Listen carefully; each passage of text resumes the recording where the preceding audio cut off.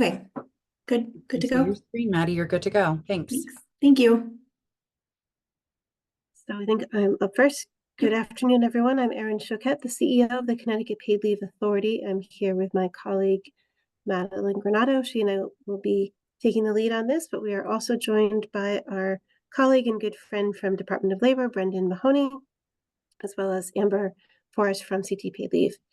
Today, we're going to talk about Public Act 24-5, an act concerning changes to the paid family and medical leave statutes.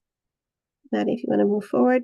I'm going to give a quick overview of the Connecticut Paid Leave Program, but then we're going to spend the majority of our time talking about the various elements of the Public Act, which was just signed by the governor after this year's legislative session. We'll talk about a few events that we have planned for the summer that you might want to join us at, and we'll have time for questions.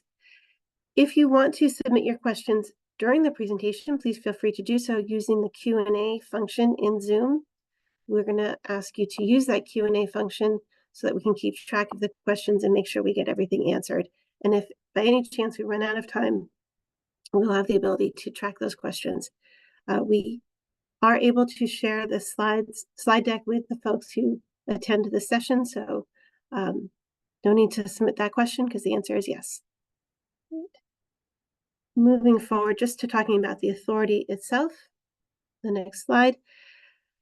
The Connecticut Paid Leave Act was actually signed into law originally in 2019, so fully 5 years ago. It had a number of elements and a number of deadlines about how we were to set up our agency, how we were to set up the program, how Department of Labor was to do its work. And under the act, the Paid Leave Authority was required to provide income replacement benefits to eligible Connecticut workers starting in January of 2022. We actually started a month early just because we wanted to get an A+ for effort. Since that time, we have provided more than $756 million in income replacement benefits to over 113,000 Connecticut workers.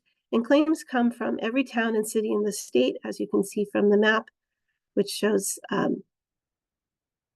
in a frequency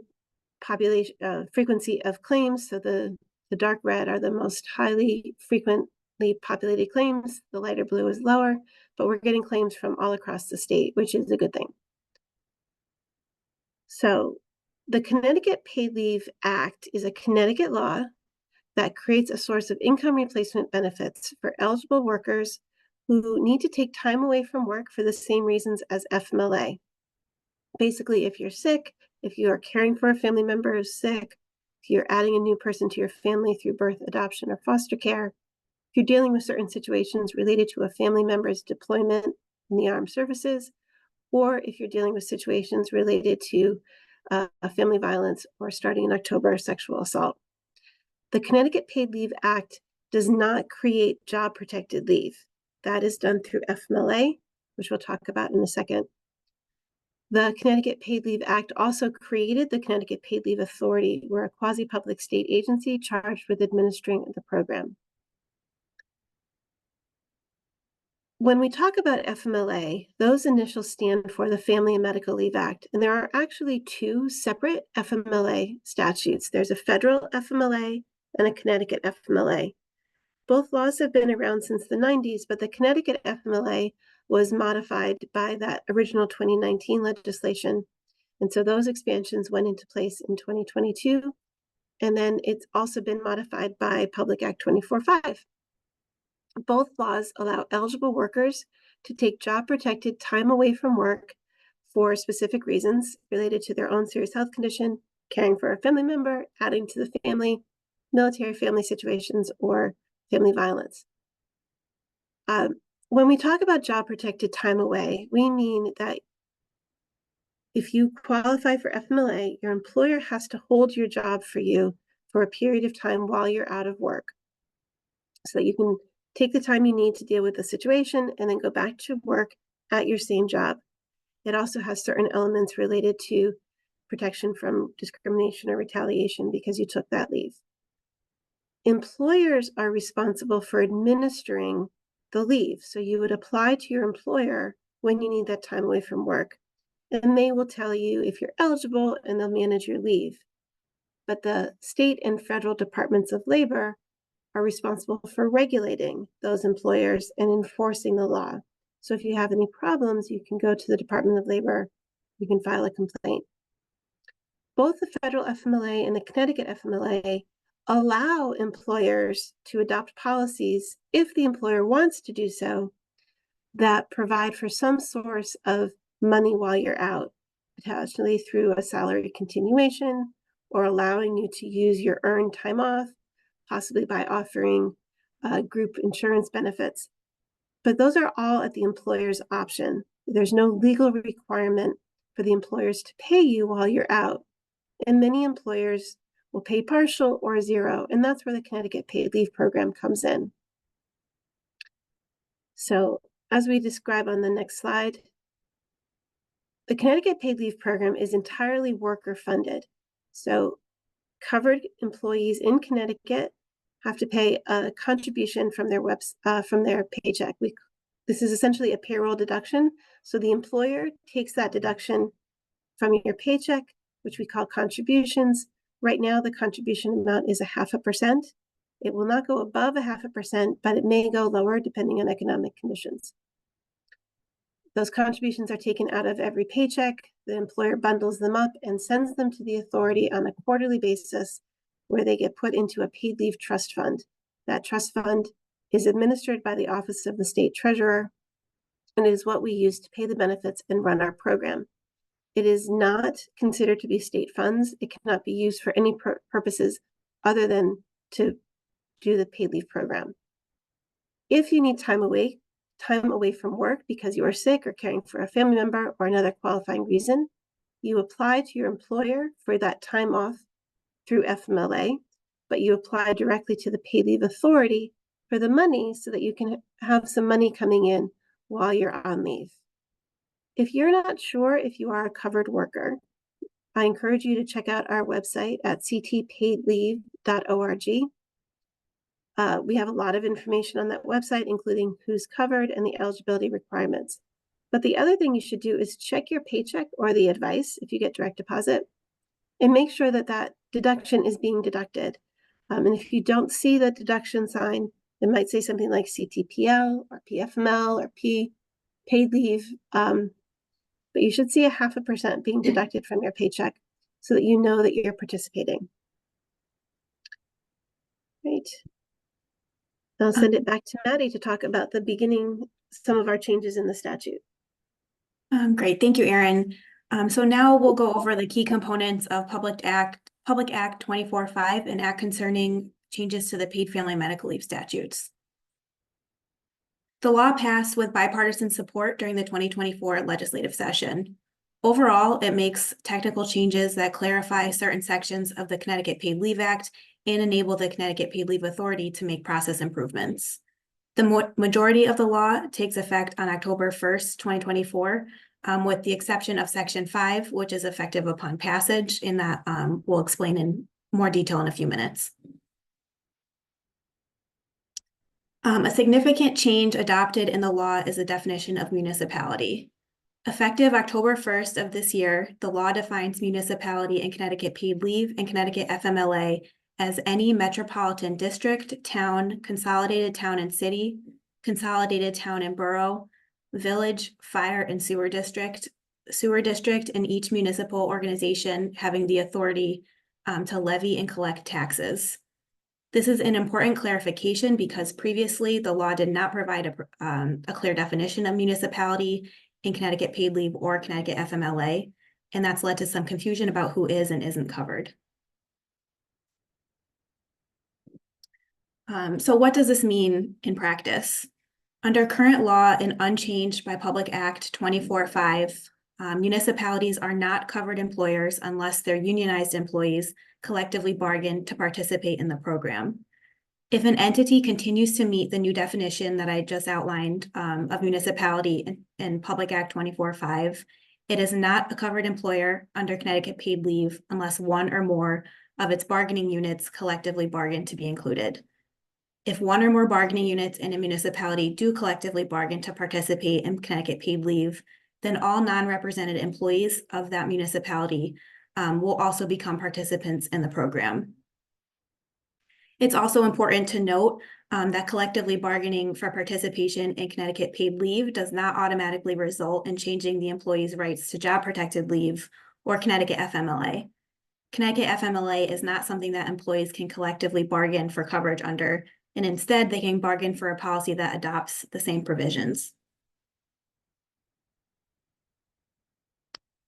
If an entity does not meet the new definition of municipality in Public Act 24.5, I copied and pasted the definition on the slide again, just in case folks need a refresher. It is a covered employer under Connecticut paid leave and Connecticut FMLA, and this means that its employees will be covered under Connecticut paid leave and Connecticut FMLA beginning on October 1st, 2024. As a covered employer, the entity is required to register with the Connecticut Paid Leave Authority, deduct 0.5% from employees' wages, and remit those contributions quarterly. It also means the employer should follow Connecticut FMLA and its requirements to provide job protected leave to its employees. More information and several different resources for employers are available on our website, connecticutpaidleave.org. I also wanted to note that we are planning a webinar in August specific to this change in statute and really what it means, and I'll provide some more information in a registration link on that in a few minutes. Second, the law creates a procedure in Connecticut paid leave by enabling the governor with input from the Connecticut Paid Leave Authority to enter into an MOU with federally recognized tribes in Connecticut to authorize employees of the tribe and tribally owned businesses to participate in Connecticut paid leave. This is important because previously the Connecticut Paid Leave Act was silent regarding tribes, so there was no way for their employees to participate in the program. Public Act 24.5 provides a clearer path for tribes to participate, and once they do, for their employees and for their employees to be eligible for and apply for benefits.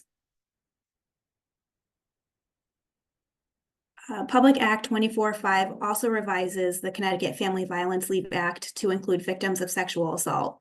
Currently, the Family Violence Leave Act provides 12 days of job protected leave for workers who experience family violence and need to seek medical care or counseling, obtain services from a victim services organization, relocate or participate in any civil or criminal proceeding. Workers can apply to Connecticut paid leave to receive 12 days of income replacement benefits for these same reasons. Beginning on October 1st, 2024, victims of sexual assault will be included in the Family Violence Leave Act and will also be able to apply to Connecticut paid leave for 12 days of income replacement for, again, those same reasons. Thank you, Maddie. So the 24.5 also made a number of technical changes that we'll just quickly review. As we mentioned a couple of times, the Connecticut Paid Leave Program is funded through employee contributions, which are remitted to us by the employers. As a practical matter, we need the employers to not only give us the money, but also to tell us who the money is coming from. So as a practical matter, we needed the employers to register with us and submit payment return files. With this legislation, we made that practical requirement a legal statutory requirement, just so that there's clarity as to what the obligation actually is. Similarly, we had broad authority at the under the statute to impose penalties, but we wanted to provide a little more clarity and transparency. So this legislation explicitly lists that we have the ability to impose penalties on employers who fail to remit the contributions, or fail to register, or fail to submit those payment return files so that we can correlate the money to the employer. Additionally, there is language in our statute which says that an employee can receive Connecticut paid leave benefits at the same time as certain employer-provided benefits, but an employee cannot receive income replacement benefits concurrently or at the same time as certain state or federal benefits that provide similar, that exist for similar reasons. Well, that language wasn't incredibly clear, so we've asked and we've received clarification through this legislation. There are some programs that absolutely prevent you from receiving Connecticut paid leave benefits at the same time, specifically unemployment insurance and workers' compensation wage loss benefits, temporary total disability benefits, or permanent partial disability benefits. On the other hand, there are some benefits that you might receive from a state or federal program that will not bar you from also receiving paid leave benefits. First, we wanted to take care of folks who have multiple jobs and may work a job in Connecticut and may also work a job in Massachusetts. And if they need to take leave, the Connecticut program does not look at the Massachusetts wages. The Massachusetts paid leave program does not look at Connecticut wages. So we wanted to say, look, if you are taking leave from 2 separate jobs in 2 separate states, you can receive benefits from that other state without that impacting what you get from us. We also wanted to recognize that while if you as an individual have been determined to have a disability which prevents you from working and you personally qualify for Social Security disability insurance benefits, you're fine. You don't need paid leave benefits because you're not working. But you can also receive Social Security disability insurance benefits because you are the spouse or dependent child of a person with a disability. And so you could continue to receive those SSDI benefits while you're working yourself. If you had to take leave from that job, you could recover from us without that affecting your SSDI. Finally, the Judicial Branch Office of Victim Services offers a variety of benefits to individuals who have been victims of crimes. Some of those benefits include income replacement benefits. They say that they're the payer of last resort. We had previously said in our statute that you could not get benefits from us if any other statute was around. That left people kind of falling in the middle and not getting anything. So this legislation fixed that gap by saying you could receive paid leave benefits as well as compensation through the Victim Services Fund, and it creates a mechanism to allow you to receive both without double dipping. Additionally, we have a couple of other sort of one-off elements to our bill. The first relates to healthcare provider outreach. Majority of benefits that we provide are for people who are sick themselves or caring for family members who are sick. And so they're working with healthcare providers. So it makes sense to connect information about the paid leave program with those healthcare providers. So this legislation creates an obligation for healthcare providers to display information about our program in their waiting rooms and other areas where patients might be. We are providing that information to the healthcare providers, and so that starting in October, more outreach and education will be available to Connecticut workers. And then finally, we have a provision in the statute that says the Paid Leave Authority has the ability to charge interest if an individual does not pay a penalty or repay overpayments in a timely manner. There are a couple situations where you might have a penalty, as we talked about, employers that fail to remit the contributions or the reports, we may impose a penalty on them. We want to make sure that they pay that money promptly.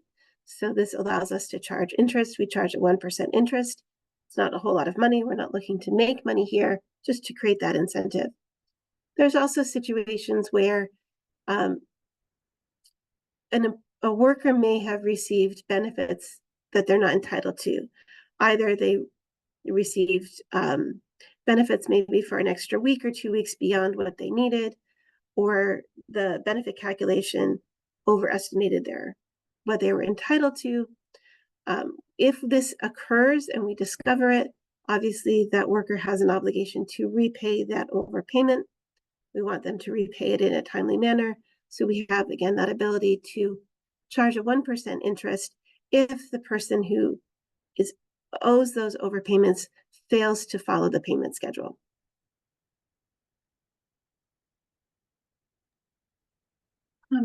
Thanks, Erin. So lastly, the law changes the date of the Paid Leave Authority's annual report from July 1st to September 1st. That means that Connecticut Paid Leave's next annual report will be available on our website as of September 1st. This is a section that we mentioned earlier was effective from passage, so it impacts our work immediately this reporting cycle. As I mentioned earlier, and just before we open it up for questions, I wanted to flag that we are partnering with CCM for an information session specifically regarding the definition of municipality on Thursday, August 15th from 1 to 2 p.m. on Zoom. I will put the registration link in the chat and include it in any follow-up materials.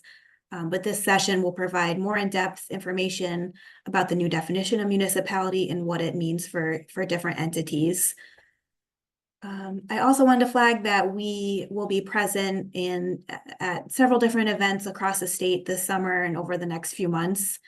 Our full event calendar is available on our website.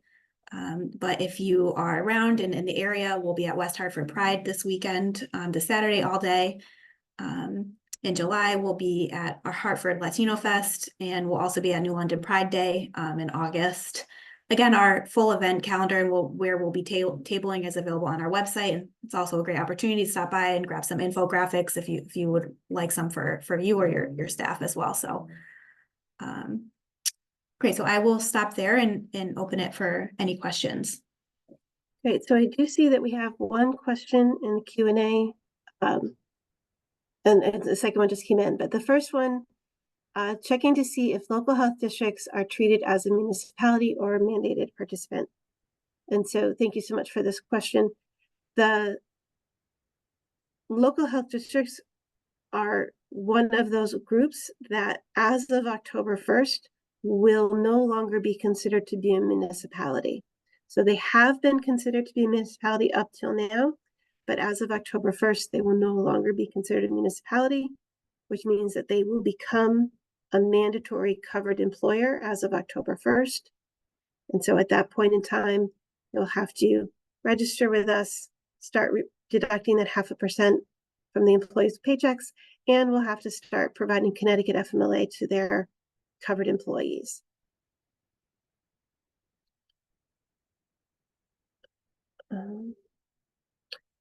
If deductions start October 2024, when will benefits be available? Great question. So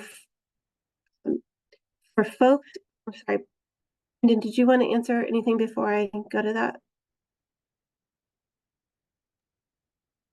Oh, I was going to say, just to correlate with what you had just said with respect to that. So FMLA also doesn't have a strict municipality definition. So we, to harmonize with the Paid Leave Authority, have been following along with them as well. So like when a question comes in from a health district or regional council of government or something like that, we've been, so that there's overlap and so it makes sense, we've been following along with them. So we will, continue essentially with that interpretation. So, if you're a health district, you will FMLA and CTPL at the same time, as opposed to one without the other. So I just want to make sure everyone's kind of clear on that. Great, thank you so much, Brendan. Sure. And so we know this is a change, but the reason for the statutory change and the reason that we worked with DOL to pass this legislation this year is so that we have a single question really to ask entities. Essentially, do you have that ability to levy and collect taxes? There's statutory authority for regional councils of government to collect taxes, so they will continue to be municipalities. But health districts, transit authorities, housing authorities, certain dispatch centers, they don't have that taxing authority, and so it becomes an easier question as we move along, even though we know this will be a slightly difficult transition for folks. So the second question that came in is, okay, so as of October 1st, my entity is now a covered employer. Do my employees have to wait any period of time before they can receive benefits? The answer is no. For entities that are no longer going to be considered municipalities as of October 1st, they are now officially covered employers. Their employees are in the program. There will be no waiting period. This is different from municipalities where their employees collectively bargain to participate. when employees in a true municipality collectively bargain to participate, there is a short 3-month waiting period between when they start doing contributions and when they start being potentially eligible for benefits. Okay. So great question. We will now be subject to CT paid leave. When should we register?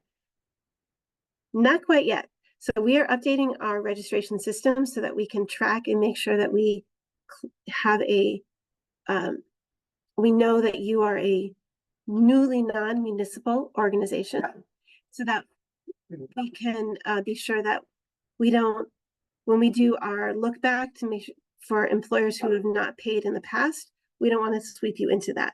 So please don't register until at least mid-August, where we should have our updates ready. So, and we'll have instructions available in August. So be on the lookout for that, but don't register yet, because we don't want you to be caught up and have us send you notices saying where are all your past contributions. Okay, so the next question is, does CTFMLA have an employee number threshold above which coverage is mandated, or are employers with even one employee now mandated to provide FMLA? So Brendan? Sure. The threshold is 1. So 1 or more employees, you're covered.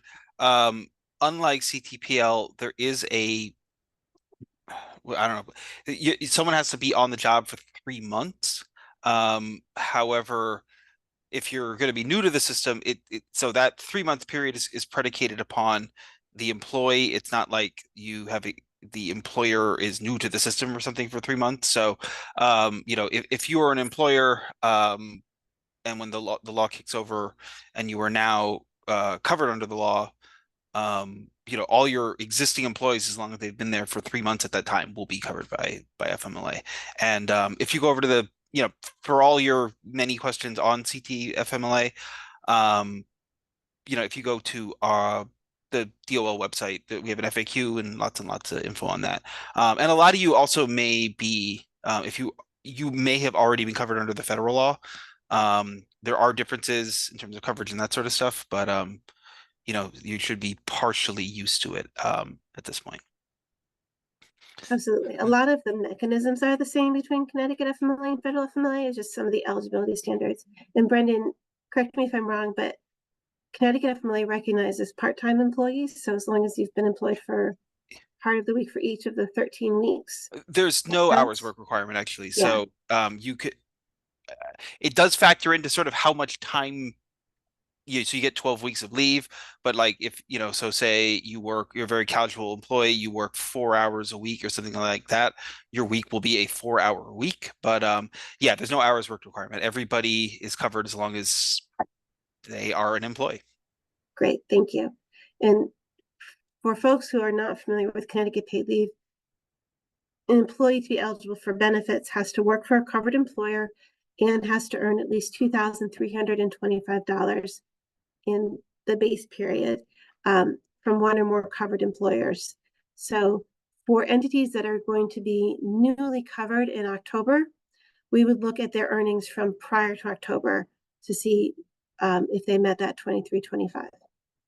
So someone just wanted me to clarify, COGS or councils of government are still considered municipalities. Yes, we've received information that COGS have the ability to levy and collect taxes. So that means they are still municipalities. Question comes in, do union employees also have to be part of the 0.5%? So do they owe the contributions, and when do they start the deductions? The answer is for any entity that is a covered employer. So private sector employers with 1 or more employees, and government entities that don't meet the definition of municipality, their employees are or will be covered as of October 1st, and their employees will have to pay that 0.5%. So whether they're union or non-union, the employees will have to pay that 0.5%. If you are an employee of a municipality, so town or borough or an entity that has that ability to levy and collect taxes, none of the employees of the municipality participate unless one of the unions negotiates to participate in the program. You would negotiate with your municipality and then let us know. If a union negotiates to participate, then the employees of that union and the non-union employees of that municipality would participate. But if that town has more than one union, the other unions that weren't part of that collective bargaining agreement would not. With the state of Connecticut, non-union employees participate in the program. Union employees of the state of Connecticut would have to collectively bargain in, and to date, none have done so. So I hope that answers that question. The question comes in, is this deduction pre-tax? I sigh like that because we have been waiting for 6 years for the IRS to issue promise guidance on this topic. And actually I have a meeting tomorrow, yet another meeting with the IRS on this topic. So right now the deduction is not pre-tax. The deduction is based off of your FICA earnings. So you calculate your earnings the same way that you calculate it for purposes of FICA. You take that 0.5% after taxes are calculated, so it doesn't reduce your earnings. And then that contribution is remitted to us. But we are waiting for IRS guidance. And so if they actually issue guidance and that changes how we approach things, we will absolutely let you know. We would love for them to issue guidance. Really, really would. So no one has any other questions so far. Here we go. Have payroll companies generally been administering this correctly? Yes, to the best. We've been working really closely with payroll companies since really the fall of 2019. And so they are doing a good job of administering this in terms of taking the 0.5% from that FICA and calculating everything properly. And we continue, our team meets with the payroll consortium multiple times a month just to make sure that everything's all set.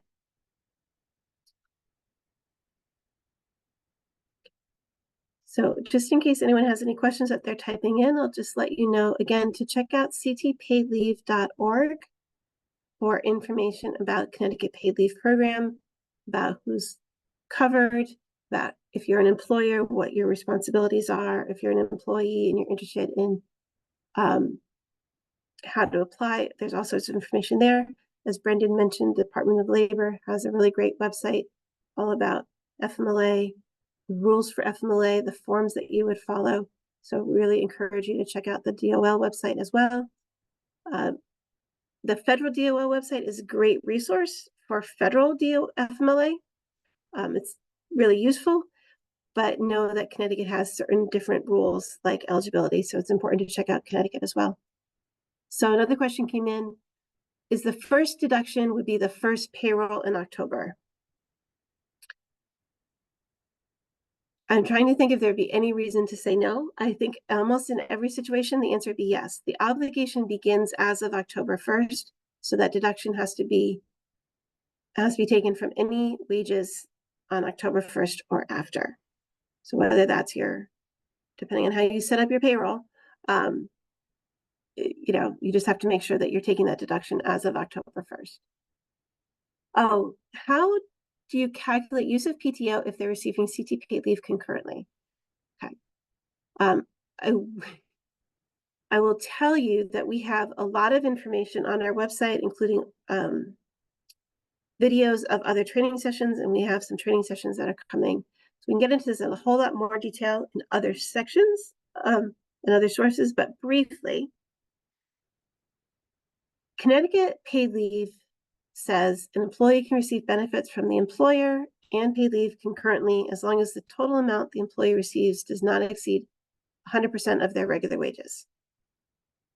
Connecticut FMLA says the employer may allow or require the employee to use earned time off while out on Connecticut FMLA, so sick time, vacation time, PTO, whatever. However, the employer cannot require the employee to exhaust all their time. The employee has to be allowed to keep, at their discretion, at least 2 weeks of that earned time off, but potentially to use for other purposes or at their discretion to use for this. So those are the only two statutory pieces of guidance we have. What that means is that the employer has the right to adopt a policy to require employees to use PTO, except for those 2 weeks, or to allow the employees to use the PTO. When an employee applies for benefits with CT paid leave, we ask, is the employer going to receive zero money from their employer during this period of time, in which case they're gonna, any money they get from us? Is the employee going to receive full income replacement from their employer during their leave, in which case they are made whole and they're not going to tap into any of their CT paid leave entitlement for this period of time? The third option is the employee will receive 100% of their wages from the employer, but only for part of their leave. So maybe they're going to get 100% for the first 2 weeks, and then they're not going to get anything from the employer thereafter. So the paid leave benefits would start on week 3. And then the fourth option is the employer is going to get something, the employee is going to get something less than full wages from their employer during the leave. We say, okay, that's fine. Do you want us to be the primary payer? Meaning Connecticut paid leave will pay what it pays based on its statute. And then the employer will top off. We call that the employer being the secondary payer. If that's the case, you check that box on the form. We pay what we pay. If the employee is approved for the leave, we do notify the employer that the employee has been approved. We tell the employer what the weekly benefit payment is. We also give that explanation of benefits to the employee, so you could ask the employee for that. And the employer could choose to allow the employee to top off, or the employer could supplement using PTO. That's the employer's choice. The fifth option is employees receiving something less than 100% from the employer during the leave, but the employer wants to be the primary payer. So they pay first, and they decide what they're going to pay, and then they expect the paid leave program to supplement what the employer pays. In that case, we ask the employer to tell us the percentage that they're going to pay, and we will reduce what we pay by that percentage. We do not guarantee that what the employer pays plus what we pay will equal 100% of the regular wages, because the way the statute requires us to calculate benefits makes us look at the past, and so mathematically it's not possible. But if the employer is primary and they pay 60%, we would pay 40% of what we would otherwise have paid. Very complicated. We do have a lot of materials on our website, and we have other videos, and actually we'll be doing what we call a paid leave spotlight on this very topic. That'll be coming out soon. So hopefully that gives you at least enough to go on. And then for topping off, do they use 100% of a PTO day or 23.467% of a PTO day because of the use of paid leave? So if we would ask you, the employer, what is your policy? If the employer says, we want you to use your sick time accruals in full day increments, then they're getting 100% of that day's wages from you. They would get nothing from paid leave. If you tell us they're getting 100%, we cannot pay them because they're getting that money. If you say to us, we're going to pay 75% of their full day's wages, we would reduce the benefit we pay, and we would only pay 25% of the benefit we pay. On the other hand, if you tell us, hey, paid leave, you pay first, and we're going to supplement, then you would ask the employee, okay, how much did you get from paid leave? Paid leave told us you're getting $900 a week. Is that what you got? When then you would work with the employee to figure out what you want to do to supplement. And again, we will have an entire paid leave spotlight on this very issue that will be published next month. But there's already information on our website if you have good questions about that.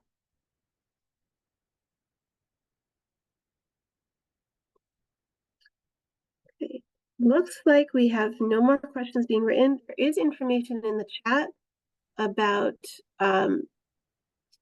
the webinar on August 15th, which we're doing in partnership with the Connecticut Conference of Municipalities, which is really dedicated to entities that are municipalities or governmental entities that will no longer be considered a municipality for purposes of Connecticut paid leave and Connecticut FMLA. There are about a dozen different definitions of municipalities in the statute, so you might be a municipality for other purposes, but not for us. There's also information in the chat about our website, about the DOL website, and the federal DOL website as well. Right, nothing else is coming in, so I'm going to say thank you so much for spending part of your afternoon with us today. Please be on the lookout for other information, and if you have additional questions, you can always go to connecticutpaidleave.org, go to our Contact Us page and submit your question. You can tell us if you want an email back or a phone call back, and we'll get back to you as soon as we can. I know that Connecticut DOL also has a dedicated FMLA email, but I can't remember its email address. I think if Brendan doesn't know it, perhaps we can tap dance long enough. Oh, I'll for put Amber it. to find We have it. a phone number too. I'll put them in the chat. Great. So Brendan's going to put that in the chat for your everything you want to know about Connecticut FMLA, but we're afraid to ask.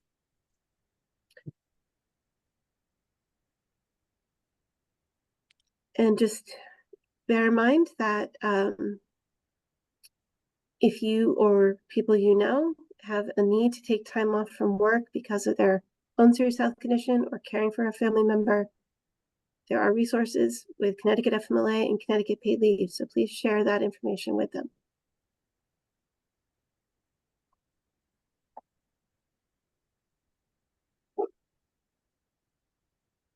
Oh, I'm sorry. Don't I want to put say I put it in the goodbye. chat instead There of it the. is. Yeah, Yeah. sorry, Brendan, I just sent it. Yeah. Okay, Maddie thanks. just- Sorry about that.